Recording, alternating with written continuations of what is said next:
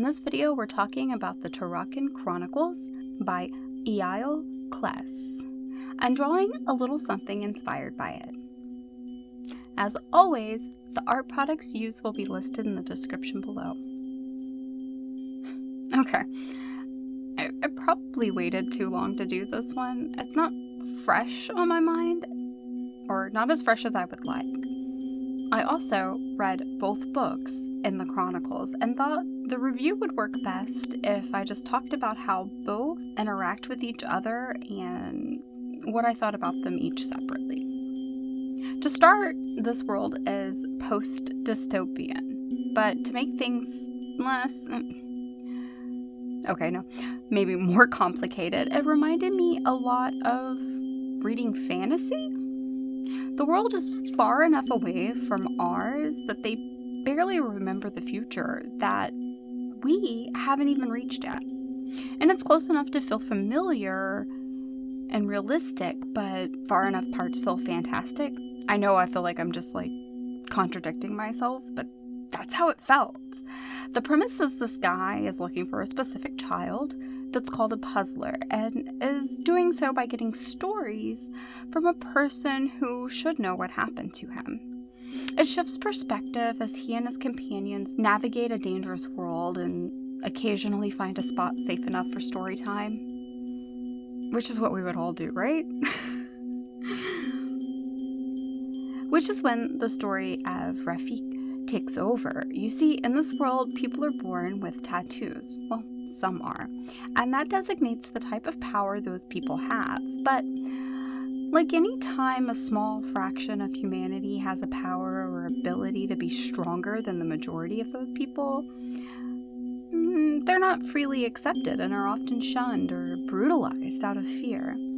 Our protagonist has special eyes, insert my brand meme, and the child is a solver of puzzles.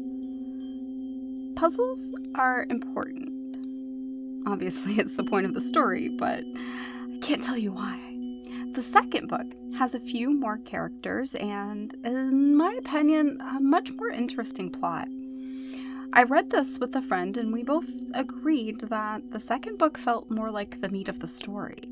The first book is this exceptionally long exposition so that book 2 makes sense and you're invested in the characters. I read the books back to back, so maybe if I'd had some wait in between the publishing, I would have felt differently if the story of book 1 had some time to settle with me. Anyways, I don't know. And the second book, their stakes are even higher, and there's new characters and some old characters, and the whole scope of the world is just brought to life.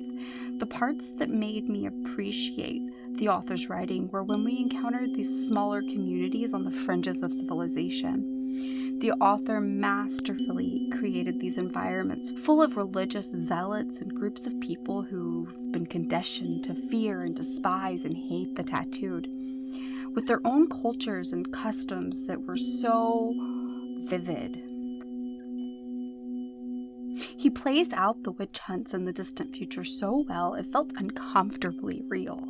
The author plays with moral ambiguity a bit more in the second book, creating good people who do the unthinkable and vice versa. For me, it was such an interesting read. I would much rather a bad guy who I can empathize with and possibly even understand their actions than just a generically hateable flat one. I do recommend this series if you're looking for something a bit different but still dystopian.